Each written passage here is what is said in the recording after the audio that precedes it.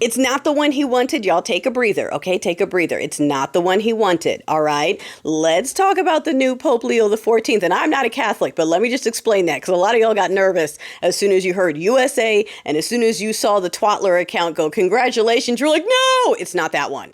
It's not the one with the Indiana ties. I know who you're thinking about. It is not that one. In fact, if you listen to him beyond the peace be with you and all that, and his reminding everyone that everybody is welcome and all of that, he is more aligned with the previous pope. Okay. I think they called them fairly centrist. So first of all, this guy, he has dual citizenship, in Peru as well. So USA and Peruvian. He was born in Chicago. He went to school out here, went to college out here, actually on my neck of the woods out in Villanova. And then boop, out. He's been in Peru and abroad for decades and decades and decades. So I hope that gives you some relief.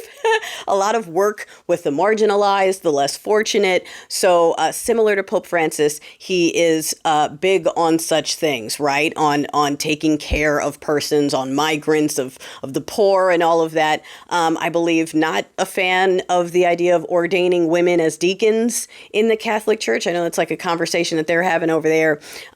So, you know, and the rest we'll see where it lies. But just so you can relax a little bit, just a little bit, it's not the one that Orange Prophet wanted. Personally, I think what they did, in addition to him having relationships, like he's well known. He's been working with the cardinals and the bishops for he's well known and well liked. So that's why it went so fast. But I also believe that this was a move a little bit, maybe partially motivated, could just be me, because of the rise in America of the Antichrist and the American government now being the beacon of everything that is awful and evil and calling it the Christian values. We have a literal man standing up there likening himself to God and insisting that people, you know, just pushing blasphemy and idolatry in the name of himself. So I think there's a little something extra to the narrative of putting someone in there who's technically an American, who is not going to sign up for all that blasphemy and idolatry,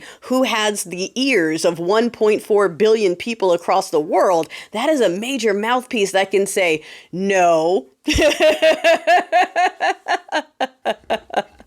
And since he's technically American, you know what I'm saying? You know what I'm saying? So I don't know. We'll see. I'm not Catholic. Nobody's perfect. I know he's got, you know, they all have concerns, you know, the stuff that's always concerns with this group and that sort of thing. However, it's not the one that Cheeto Cheezuz was wanting. Okay, so I don't know about the rest of it, but at least not that. Okay, at least not that. That's something. I'll take it. I'll take that.